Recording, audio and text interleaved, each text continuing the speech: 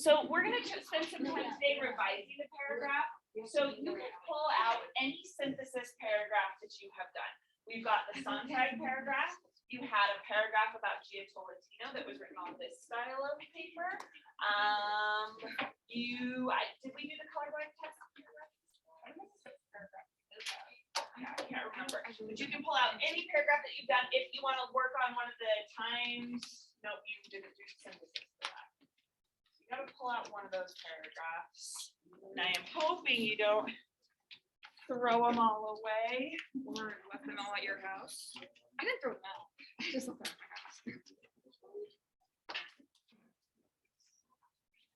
Okay, and if you really can't find one, then we'll just have you start from scratch. That works great. Yes. No.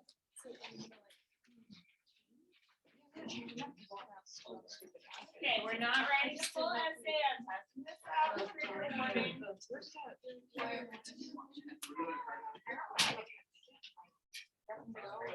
that around when it was?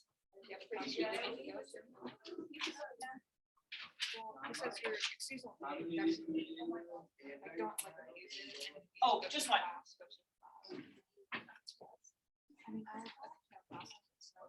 Okay, and then I'm going to give you this little, I don't know, chapter from a book.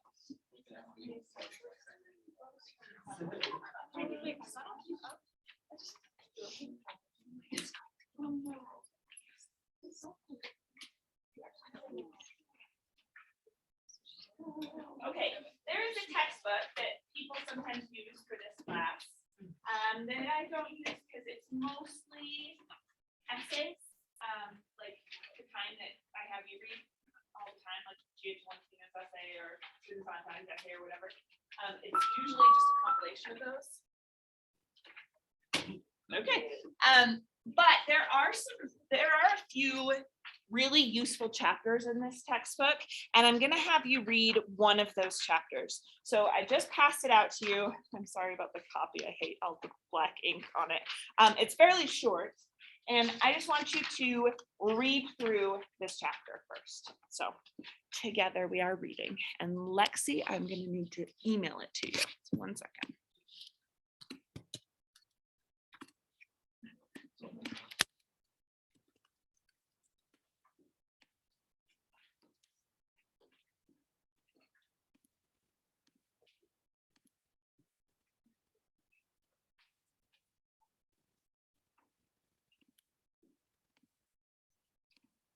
I just emailed it to you.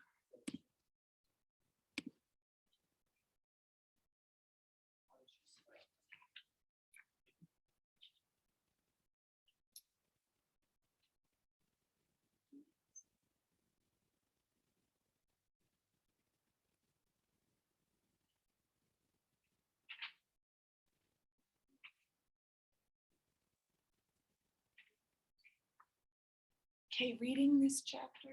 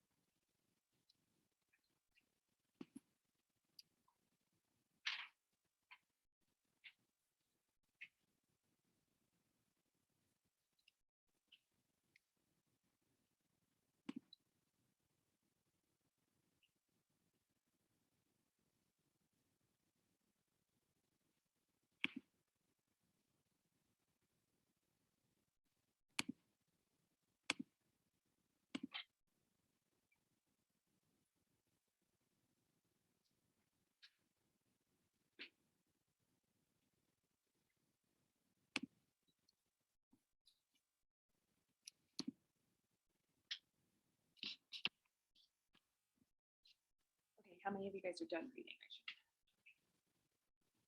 All right, here's what I want you to do next. You're gonna look at the paragraph that I gave you comments on, whichever, or the synthesis paragraph that you wrote. So probably most of you have the Sontag one, the yellow page. Maybe some of you are looking at the Tolentino paragraph. If you don't have one, you're not gonna be able to do it this way. So just hang tight 1 second. If you have one, I want you to identify one area of weakness in that paragraph. Now, I tried to give everyone some constructive criticism on some of them. I was just like, this is a solid paragraph. So you'll have to give yourself constructive criticism. So you're finding one weak point that you want to focus on fixing. And you're going to try to see if this chapter gave you some advice for how to fix that weak point. So what I'm kind of asking you to do is teach yourself how to quote just a little bit better, or how to structure a paragraph with a quotation a little bit better. So look through the essay. I think like this gives really solid advice about how to incorporate quotations a little bit more solidly into your, I'm saying solid a little bit more fully into your paragraph, where you're actually providing enough analysis for it. And then you are going to revise the paragraph. So you're going to rewrite the paragraph on the white lined piece of paper. All right, the reason I'm making you rewrite the whole thing is because along the way, I want you to think about whether every sentence of that original paragraph is the very best it can be. And make decisions about how to change each sentence as you revise. So if you're like, no, this first sentence, my topic sentence was really, really good, I'm going to leave that as is, that's okay. But I want you to rewrite the whole paragraph because I want you to make those choices actively. So to put it in really simple terms, you are revising one of your synthesis paragraphs to make it as good as it can possibly be. All right, who does not have a synthesis paragraph that they're working with, that they couldn't find one? All right, I'm going to give you guys the Sontag prompt again. And you're just going to write the paragraph again. Make it as good as it can possibly be. All right. Does anyone have any questions then about what you're supposed to do? Yes. So like this one had the topic sentence for us. Do you rewrite that? I mean, I think there would be ways to rewrite it because it's not like absolutely perfect, but you can leave the topic sentence if you want. Since I wrote the topic sentence, you can leave that. Yeah.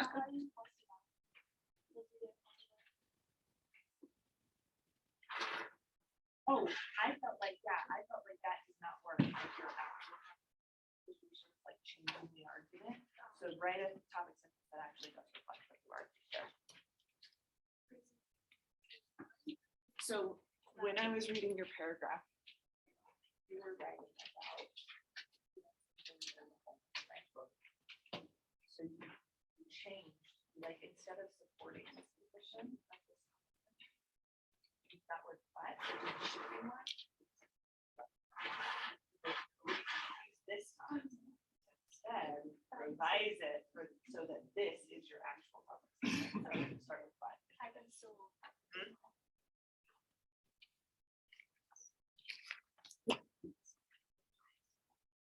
So you're whichever one you want. Okay. You were just rewriting it now.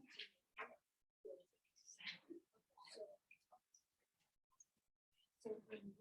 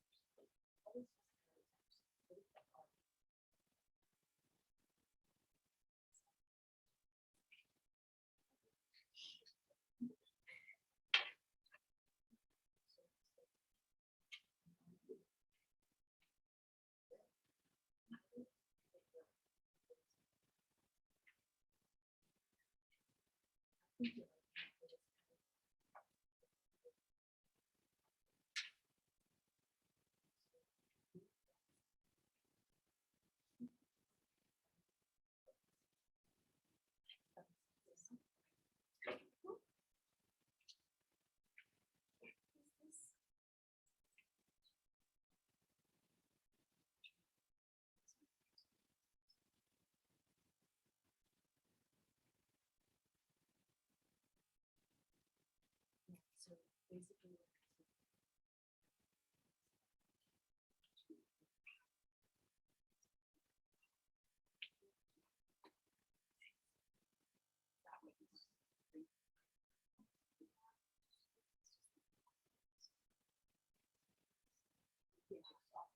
that's a good thing or bad thing?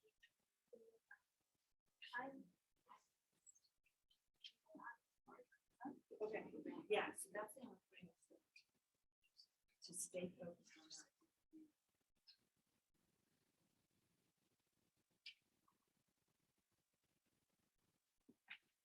Yeah, and so you've done that here.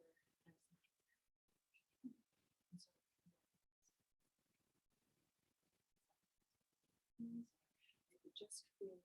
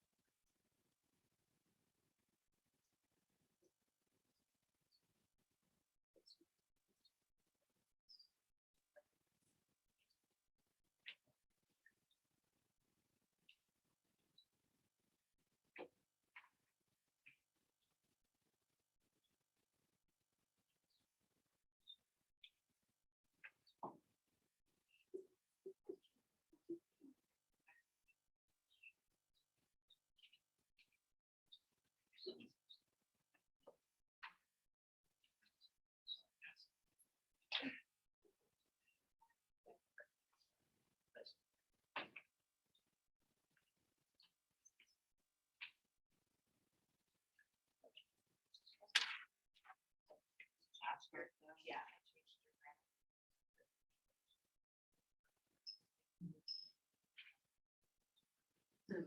Comfort in.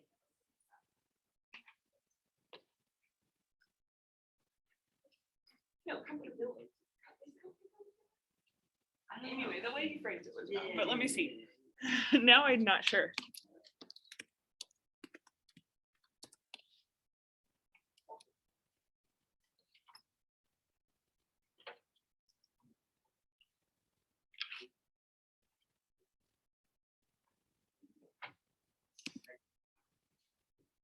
Yeah, not a word. I mean, you make the quiz all the time. That's true. It's because I'm Shakespeare.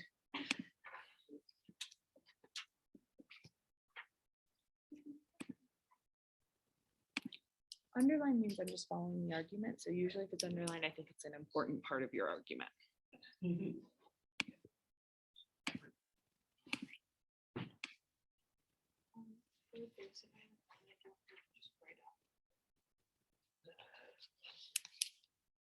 Yes, yeah, read it on the line paper. Yeah, or I'll get confused and think it was a late assignment.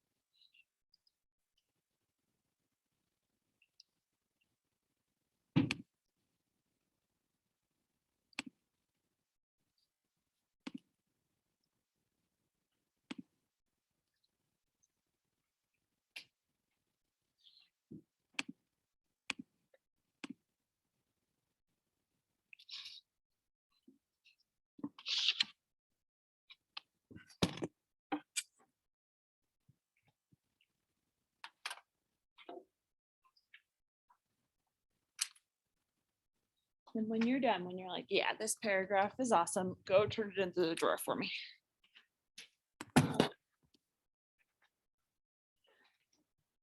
Not until you say to yourself, this paragraph is awesome.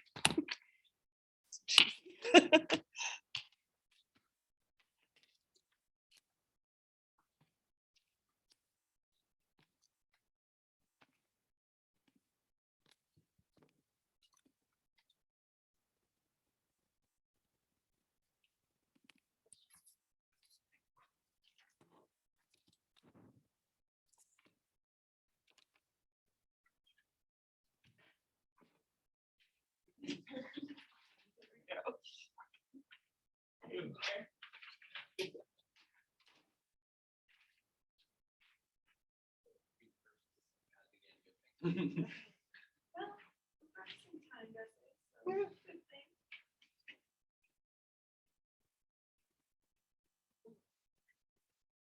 you're gonna need your Chromebooks.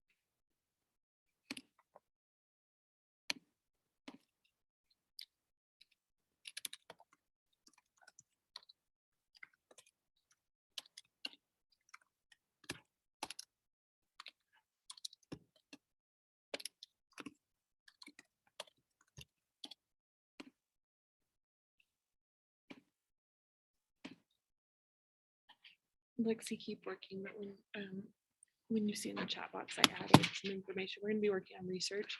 And since you're not at the school, you'll need the login and password. So I just put that into the chat box for the database we're gonna be using.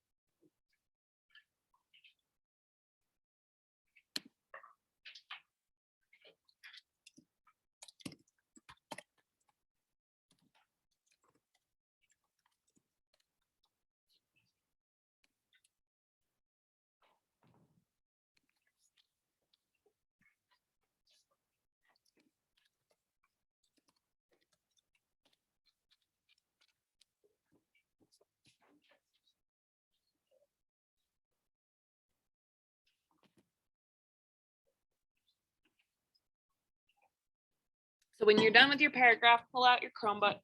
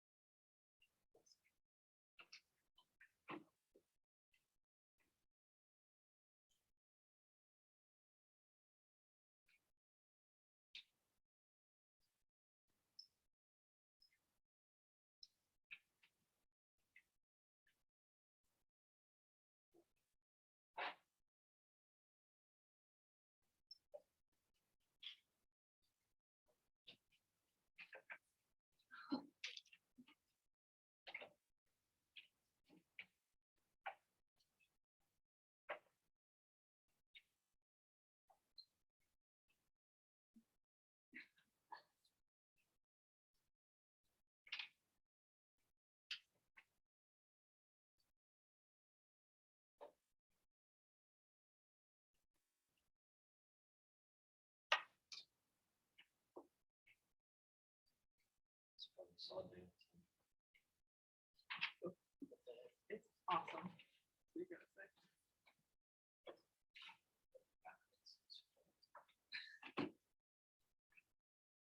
Doesn't matter what I think of my paragraph. Your audience. That's right. I haven't had a water bottle in like 4 days because I brought it to school on Friday and it was like gross. I think there was something in it and I was like, it was funny. April Fools, whoever did this. So I left it at school accident. And then I got like really bad allergies over the weekend. Oh, yeah, you need to get another bottle.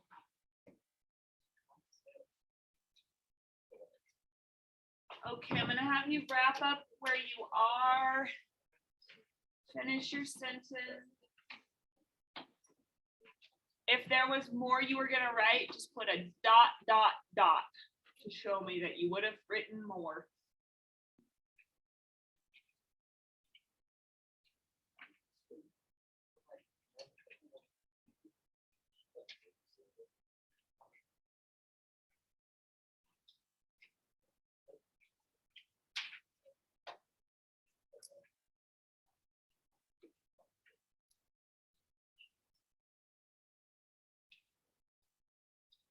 Okay.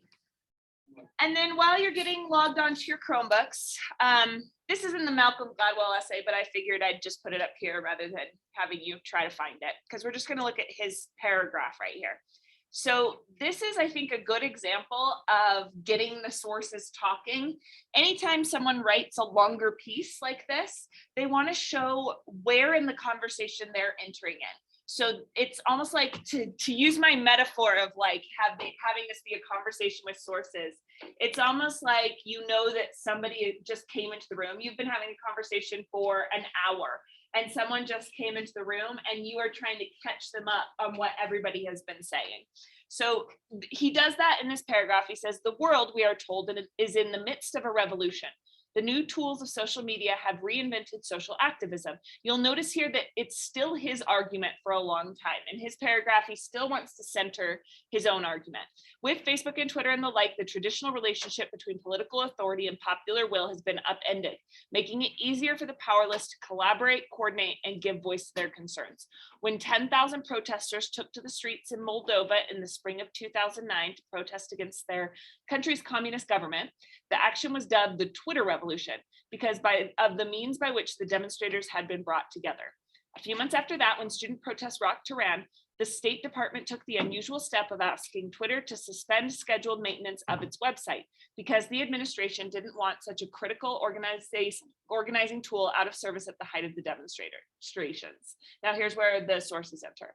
Without Twitter, the people of Iran would not have felt empowered and confident to stand up for freedom and democracy. Mark Feifel, a former national security advisor, later wrote, calling for Twitter to be nominated for the Nobel Peace Prize.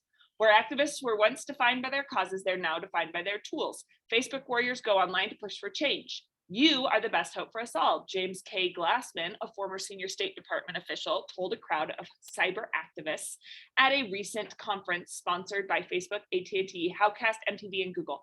Sites like Facebook, Glassman said, give the US a significant competitive advantage over terrorists. Some time ago, I said that Al-Qaeda was eating our lunch on the internet. That is no longer the case. Al-Qaeda is stuck in Web 1.0. The internet is now about interactivity and conversation. And he goes on incorporating these sources. These are strong and puzzling claims. Why does it matter who is eating whose lunch on the internet? Are people who log on to their Facebook page really the best hope for us all?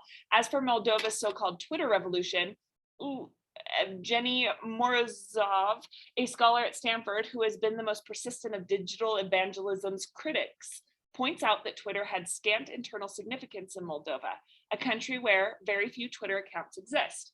Nor does it seem to have been a revolution, not least because the protests, as Anne Applebaum suggested in the Washington Post, may well have been a bit of stagecraft cooked up by the government.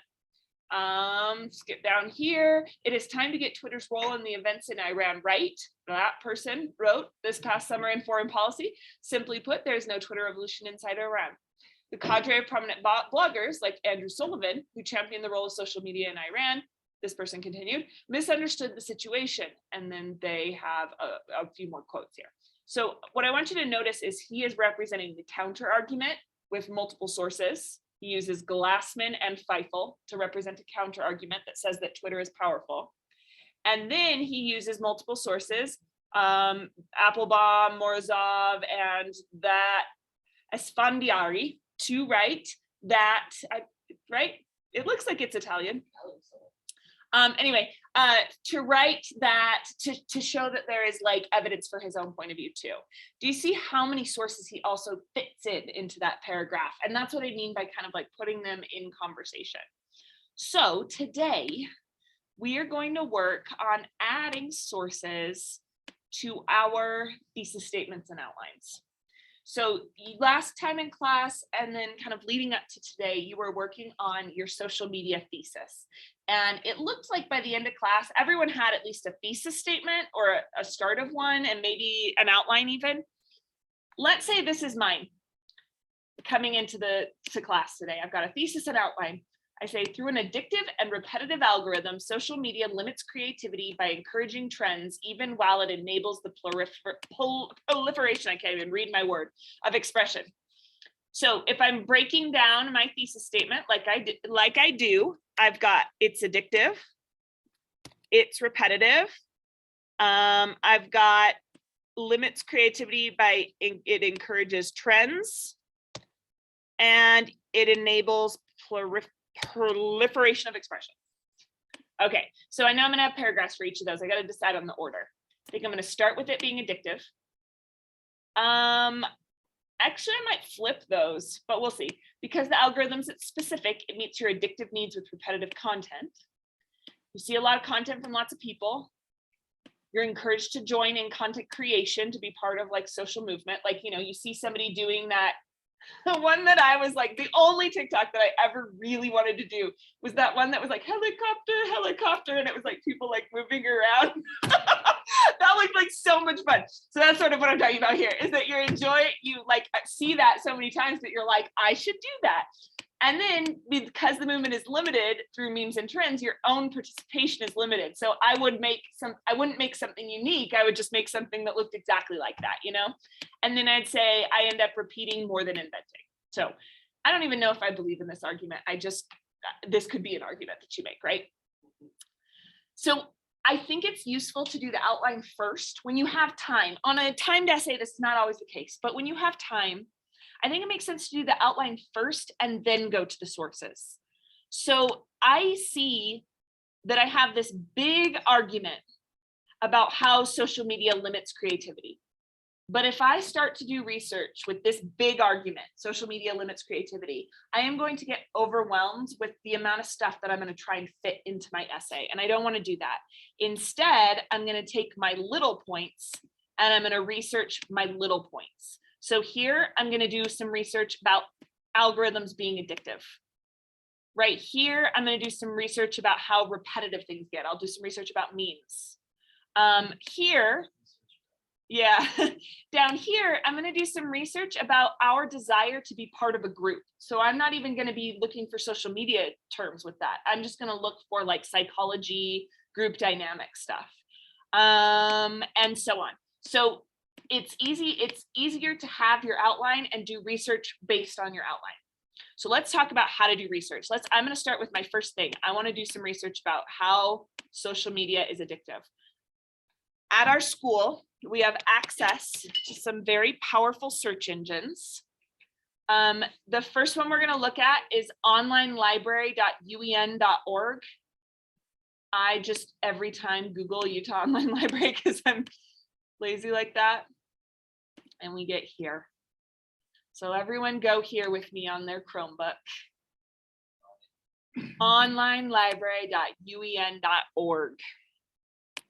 Oh, sorry, Lexi, I haven't been sharing my screen with you. Okay.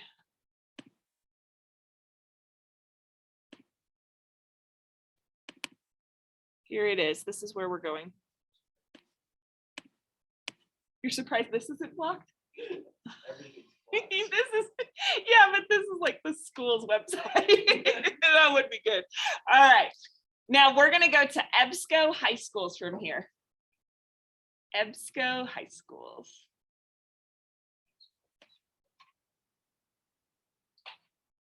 Okay, and this gets us to a bunch of databases, some better than others, but all useful in some ways. So like, I mean, it's just fun to know this exists. Look, if you ever want a new hobby or craft, you can go in here. The school pays money to have access to all these databases. So, I mean, the state does. So you can go in here and you can find that. But the ones that we're going to look at, we're going to start with topic search. This one is very, very limited, but sometimes it can get us good stuff. So I'm going to click on topic search because you're at school. If you are trying to do this at home, you have to have a login and password. Yeah, but on the school Wi-Fi, it lets you. Okay, here I am in topic search. Every time I'm using these databases, all of them are from Ebsco. They all look the same. Every time I'm using them, I go to advanced search, and I'll show you why. If I do social media on basic, yeah, top level search, I get 3,397 terms. And it is a lot. You can't really get through all of those. But if I go to advanced search, I'm able to put in multiple words and search at once. You're also able to limit the search in a lot of different ways, but I'm just going to stick with my 2 terms. You could add as many as you want. You could say social media addiction, you know, in America specifically, or anything like that. I'm going to do just these 2 and see what happens. Topic searches can be hit or miss. 30, nice. I can look at that.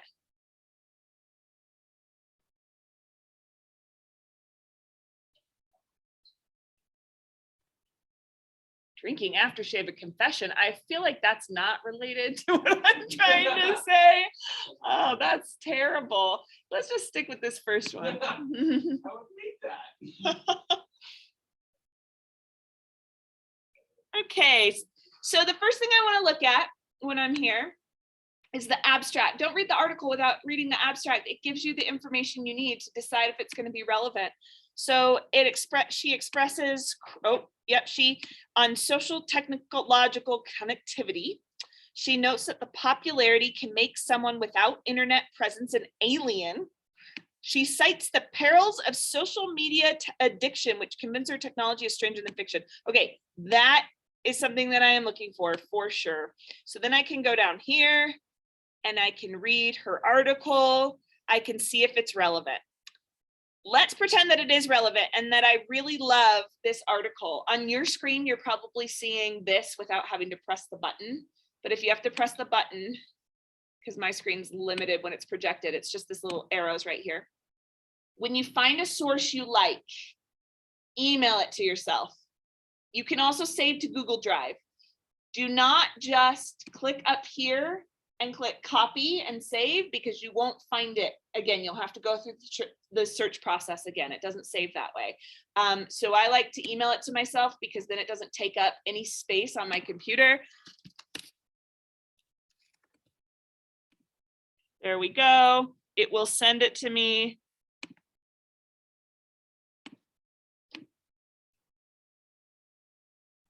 There it is. Nope, looks safe, thanks. And I get the whole article in my email, and they also send me the PDF with it. Yep. Yep, it should be able to. I haven't run into any problems with that. Is there like a certain citation? So yes, we're gonna work on citations. We're gonna get those perfect. But for now, if you're wanting a little magical tool to help you cite, when you're working on these databases, you can click over here on Cite, and it gives you the citation for you. It makes the citation for you. We are doing MLA. There we are, MLA 9th edition, but just your familiarity with MLA as juniors now, or couple seniors, 3 seniors. What's wrong about this citation? Can you tell? Website's okay since we found it on this host. I don't think you necessarily need it, but it's okay. There's another thing that's wrong with it. The order that Order's okay. Yeah. It's right here.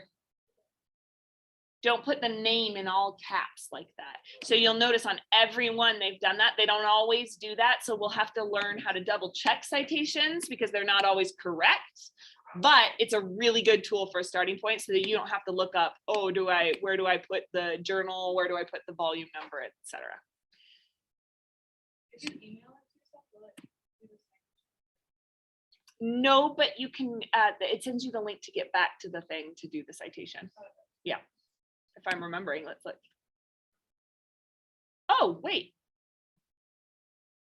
It gives me the works cited. Why does it give it to me in MLA? Well, that's awesome. Actually, I read that. There's a choice. Oh, You could choose like brief citation, or you could choose like citation abstract. oh, awesome. Then I must have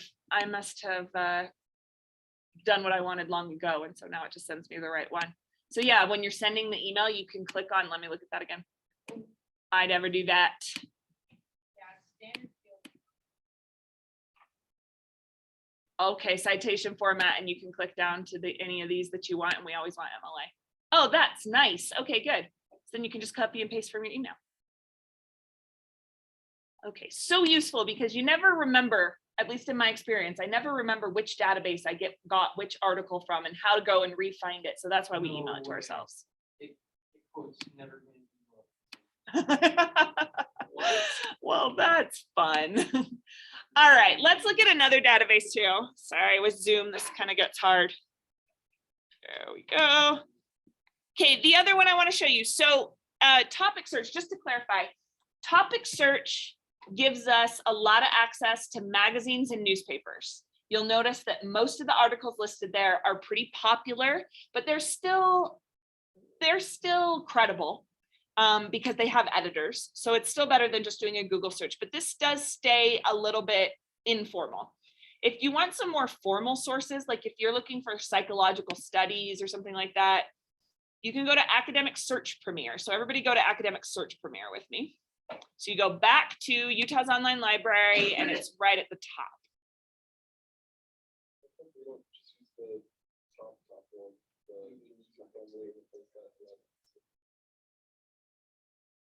Oh, because I have found that that is one that the school heavily, not our school, but like they heavily censor.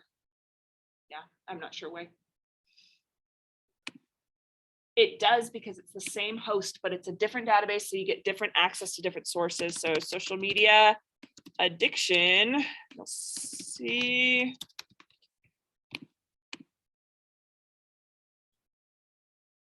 We have 488 this time. This database is a lot bigger. And you'll notice, like the other one said periodicals, these say things like academic journal. So the difference between a periodical and an academic journal is actually huge. When you want to publish in an academic journal, you have to go through the most time-consuming competitive process. It goes through multiple revisions with multiple peer reviewers who are experts on that content. So you can trust that if it is published in an academic journal, it is as accurate as it can be based on our knowledge right now, or at the time it was published. So this one published in 2019 about time perception differences between low and at risk for social media addiction groups. That sounds fascinating. It's from Psychiatric Quarterly, which sounds like a very prestigious journal. I don't know if it is exactly, but that sounds interesting. It also sounds like I'm going to get more medical information from this rather than just the person who was writing from the magazine before that was just like, I think people are addicted, right? The other thing you'll notice is that under subject terms, they will give you a list of terms that this article also appears in. And this can be useful if you're having a hard time figuring out what to look for. Like addictive use of social media or internet addiction, I could add that to my search results and find some interesting things. Distortions after prolonged abstinence from technology. This is like scaring me. I need to delete TikTok. I'm not surprised, but time bias. Okay, this is obviously going to be a lot harder to read than the other one, but I still think this one will be useful for me, especially in its intro. I might not want to read every little bit of what the study was like, but the intro could help me, I'm guessing. So I will, email it to myself using this. Okay, let's say 488. No, let's leave that. Teen perceptions of substance abuse among their peers in Delhi is not what we need.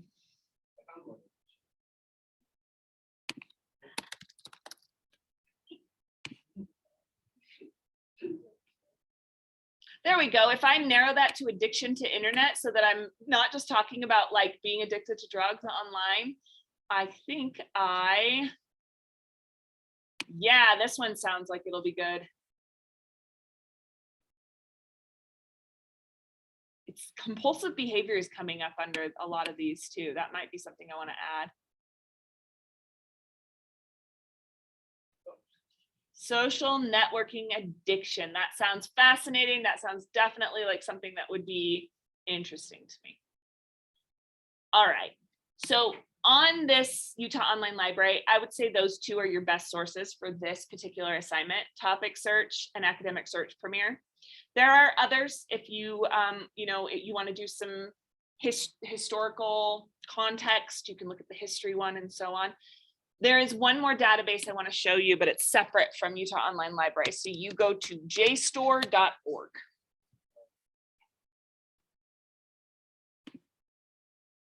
The nice thing about Jstor is that it is not censored for us. It's still academic, so you're not going to find anything insane on there. But they haven't limited the amount of sources, and so it's a much bigger database we have access to. It costs so much money to have access to Jstor, but every year I convince them to keep it because it's so worth it to me. It's such a great, like, you get so much cool stuff on this. But we got to log in. It's jstor.org. You got to go. It's not through Utah Online Library. For our school, I want to say 20,000. Well, you maybe use it once, but other people use it more. I use it a lot for like researching lessons and so on. I'll pass it along. They don't care about research. They care about hamburgers. All right, logging in, Harriman HS, password. Well, I'll wait till you get there. Harriman HS for the login.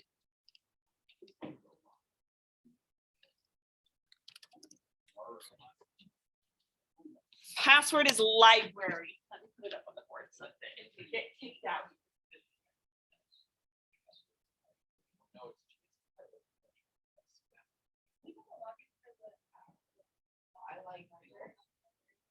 Yes, and I will. It's also posted on campus. I'll make sure it's posted.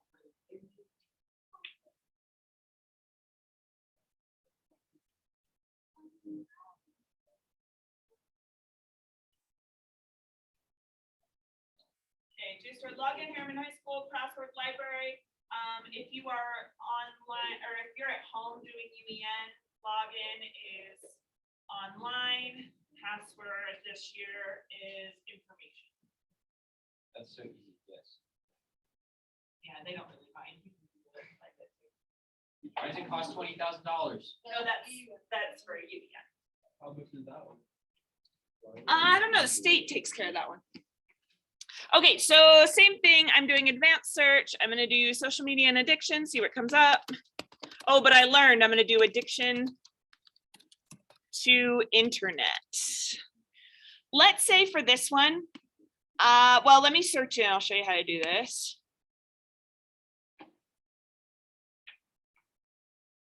All right, now I've got 4,720 as opposed to 68, I think was the other one.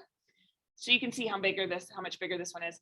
Let's say I am not actually that concerned with what people had to say about the internet before 2015. Because it's like, it's gotten irrelevant, right? I can limit the dates. This is like, are we addicted to the internet through our genes? Yeah.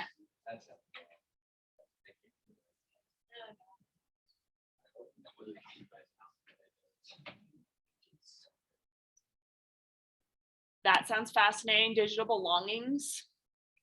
Click on that. Okay.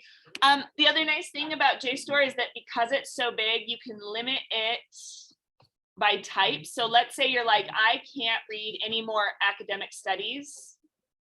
I could limit it and say, I just want to see the book chapters for this. And you can see people have uploaded their entire books. That won't be. Like time hasn't passed. Yeah, I agree.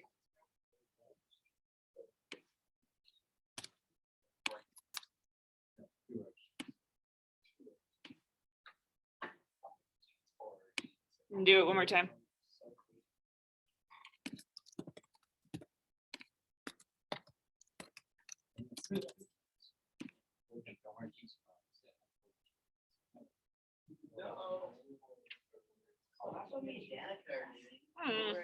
Okay.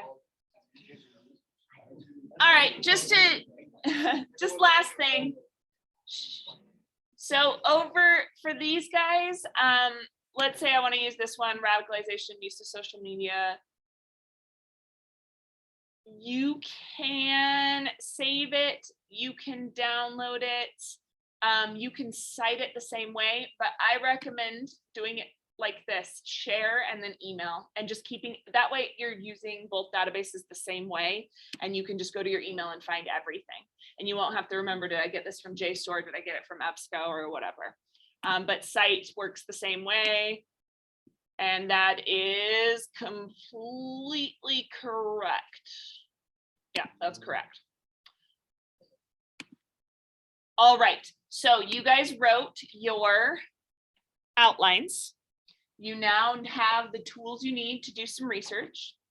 What I want to see you doing for the rest of class is researching and plugging in the sources into your outline. So I don't remember what they were called.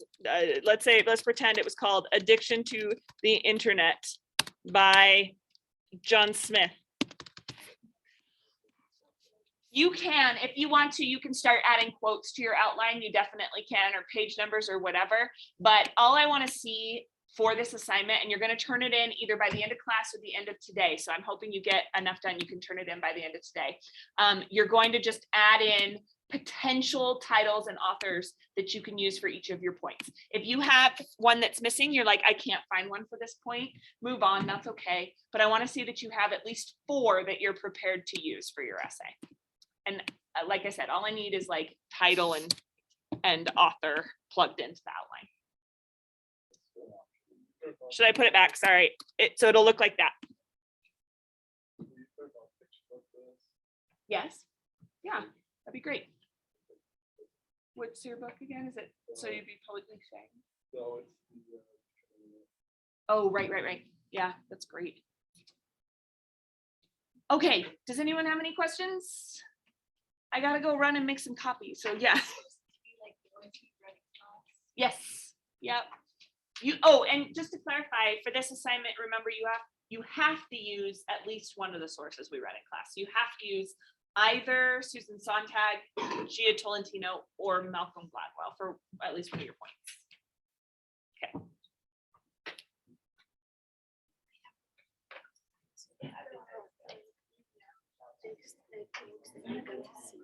Oh, I'll email it to you. Okay, thank you. It's because I didn't know how, like, I don't remember what I wrote. Oh, yeah.